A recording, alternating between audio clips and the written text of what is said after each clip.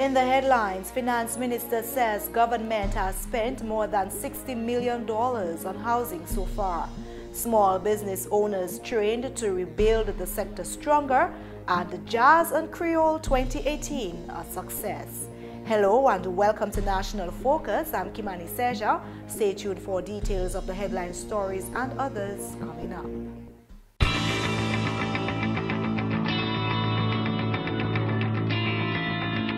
Welcome back. The government of Dominica has spent more than $60 million so far to restore homes affected by Hurricane Maria. Speaking on the Next Level show on Carrier FM on Tuesday, the Honorable Prime Minister and Minister for Finance and Housing, Dr. Roosevelt Skerrit, detailed the work government has done so far to restore housing. The Honorable Prime Minister says government has stepped in to assist citizens who were vulnerable, unable to afford or underinsured, and so challenged in bearing the full cost of making their homes safe before the next hurricane season. So far, we have approved over 60 million EC dollars in cash. Over $60 million in cash to citizens of Dominica. That is from local resources? Local resources. That is just to fix homes.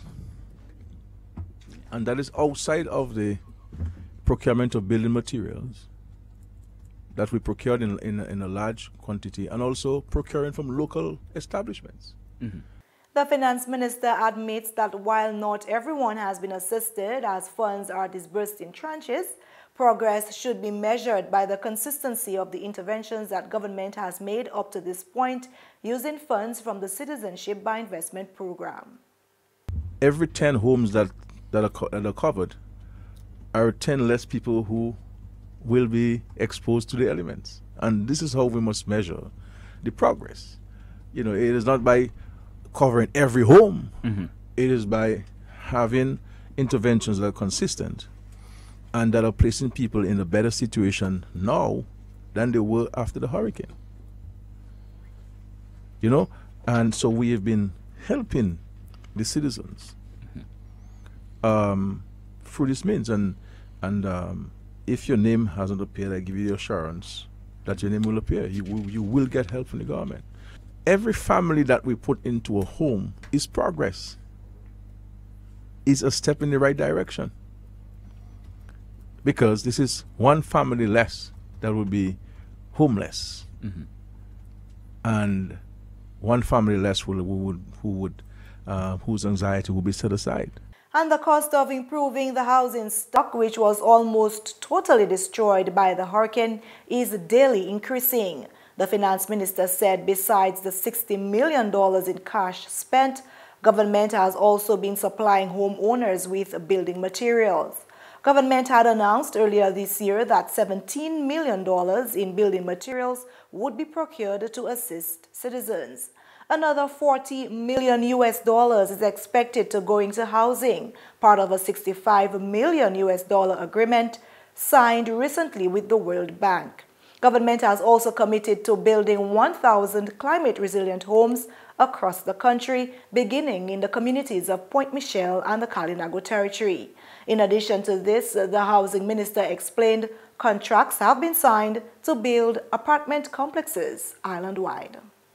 Since the hurricane, we've also entered into arrangements with the developer that's building the homes in Bellevue-Chopin to build apartments in many communities in Dominica.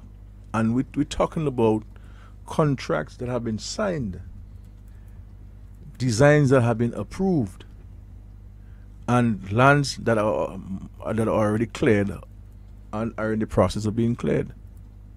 So, for example, we've signed contracts, agreements with the developer to build 66 apartment units in Grand Fond, and that would cover Rivière Civic and Mont Jean. In La Plaine, 66 apartment units. In Delis, 66 apartment units. And in Grand Fond, we're looking at the government lands and we're acquiring another portion of land belonging to Mr. Lockhart, and we're finalizing that arrangement. 66 apartments will also be built in Saint-Sauveur, 66 in Castle Bruce, and 33 apartment units in the Maho constituency. 33 apartments are slated for Hillsborough Garden St. Joseph and 63 for the community of Grand Bay. 68 of an anticipated 150 to 200 units will be built in Picard, Portsmouth. In Roseau, we are finalizing the acquisition of the lands in Pong, where we will do a first 139. And we'll be looking at additional locations in the city to build additional apartments, because we intend to build 250 apartment units in Roseau Central.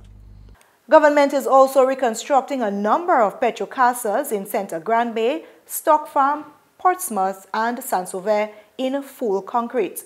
The Prime Minister said government is spending $3 million to restore homes previously built by government in the Kalinago territory. The Honorable Prime Minister and Minister for Finance, Dr. Roosevelt Skerrit, has made a commitment to meet the fees of the students attending the Grand Bay preschool. The Honorable Prime Minister made this announcement during a visit to the school last week. I know the students who attend the preschool pay $50 every month. That's correct, right? Yes. And we have how many students? 33. We have 33 students. I want to say to the students and to the teacher and to the parents, as of this month, the government of Dominica will pay the students' fees for them. Honorable Skerrit will also be paying the contribution fee of all students of the Grand Bay Primary School. He also promised that his office will meet the cost of the school's social program. Mrs. Skerrit, wife of the Honorable Prime Minister, also formed part of the visit. Following a tour of the school, Mrs. Skerrit met with the teachers of the preschool to discuss the way forward.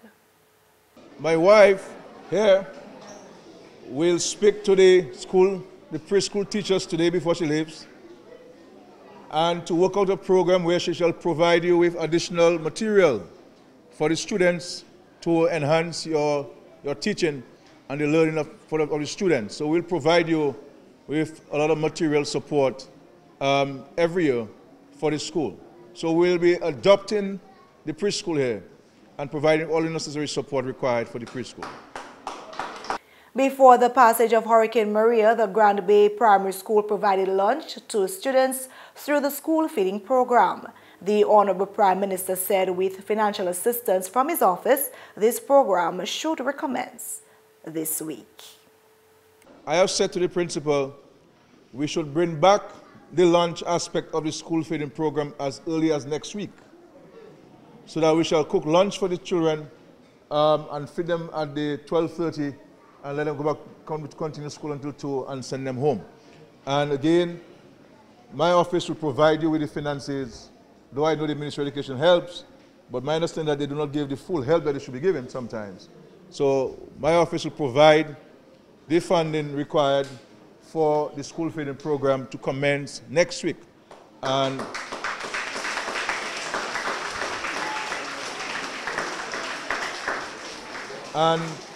I believe the cooks were being paid by NEP, so we shall continue with that arrangement. And if we need additional staff, then we shall employ additional staff, discharged to provide for the students here.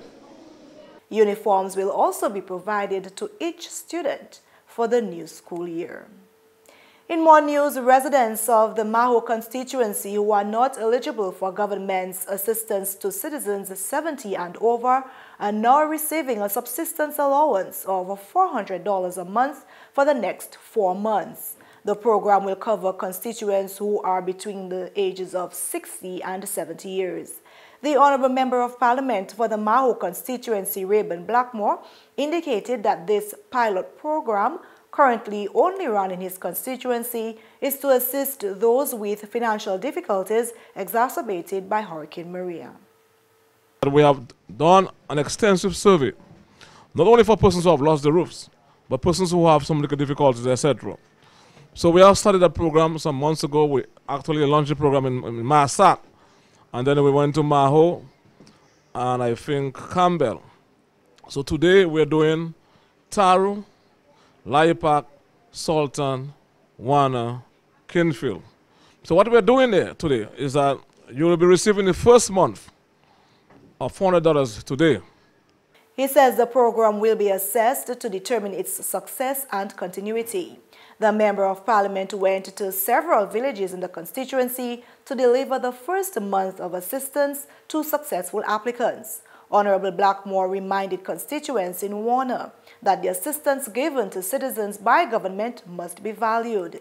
In addition to this allowance, constituents are also being assisted with building materials to repair their homes. Honorable Blackmore implored constituents to be conscientious with the use of government's assistance. Because if one person uses government material to cover a garage, I get the police for you.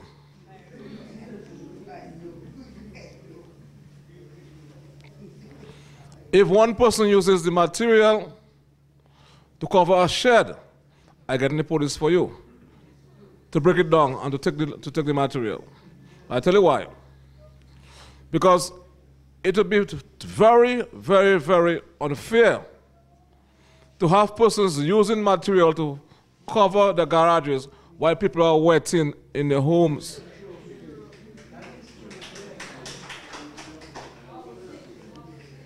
So I'm concerned about repairing Kai Pumun, Papu Bet, or Po Voati. Meantime, Honorable Blackmore told the community of Taru that government is committed to establishing housing in the area. He says a survey conducted revealed that 47 families in Taru are in need of proper housing. We have some land that is owned by the government, and we shall be constructing an apartment-type structure for persons who need homes in Taru. In the interim, we're going to try to repair as many homes as possible, and sometimes build new homes.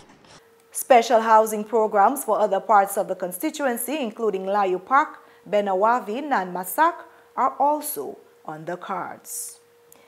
In more news, the government of Dominica is continuing its effort to empower owners of micro, small, and medium-sized businesses. Last week, through the Ministry of Commerce, Enterprise and Small Business Development, the government collaborated with the Organization of American States to assist small business owners in developing resilience in the business sector. The Honorable Minister for Commerce, Enterprise and Small Business Development, Roslyn Paul, disclosed that assessments reveal that the sector requires near $200 million to rebuild. September 18th was a sad day when we were faced with the devastating effects on our beloved island and on businesses in Dominica. The post-disaster national assessment report showed that micro businesses and the enterprise sector suffered $190 million in damages, $18.5 million in losses, and that we need $197 million to build back. The Honorable Minister highlighted some of the interventions government has initiated for recuperating the sector. We are progressively forging ahead and are taking advantage of or creating new opportunities, such as the recently passed bill in Parliament for the establishment of a partial guarantee fund that will facilitate and increase access to credit. And that's a regional effort by with the OECS. The recently signed US $65 million with the World Bank that will in large part benefit agricultural enterprises and agribusinesses. The almost immediate amendment to the terms and conditions for the credit facilities at the Aid Bank, that is a few months or a few weeks following Hurricane Maria. The credit facilities at the Aid Bank, the terms and conditions were amended to facilitate increased access to the funds available for tourism, real estate, accommodations in PCAD, the manufacturing sector and the agricultural sector. Honorable Paul stated that government recognizes MSMEs as important economic drivers and thus the emphasis on ensuring owners implement climate-resilient practices and responses for all aspects of their business. The two-day workshop ran from May 16th to 17th. And finally, this news time, Jazz and Creole 2018, the 9th edition of the event, which took place over the weekend, can be deemed a success. Fortunately for Dominicans who showed up in droves, well-clad for the event, the show was a hit. The afternoon kicked off with the Whitey Kubuli Dance Theatre Company, followed by Pan in Harmony. Up next will be Stars, the trio or the quad from Swinging Stars, along with a special guest saxophone player from St. Lucia. Then after that we go with Mikhail Henderson, and then we'll go with Daddy Strings from Trinidad, and we'll close up with Ecstasy. So far we're having a good time, and we're expecting good things. The weather is great here at Port Shirley. This is the 9th edition of Jazz in Creole, and we wish you were here. Indeed, because those who missed it missed a great event with spectacular performances which were well received. The staging of the show was in a bit of a limbo earlier as the Dominica Festival Committee had announced its cancellation after suggesting that the show would be on this year. The success of this year's event is just what the Honorable Minister for Tourism and Culture, Robert Tong, expressed hope for when GIS News caught up with him at the Cabritz National Park.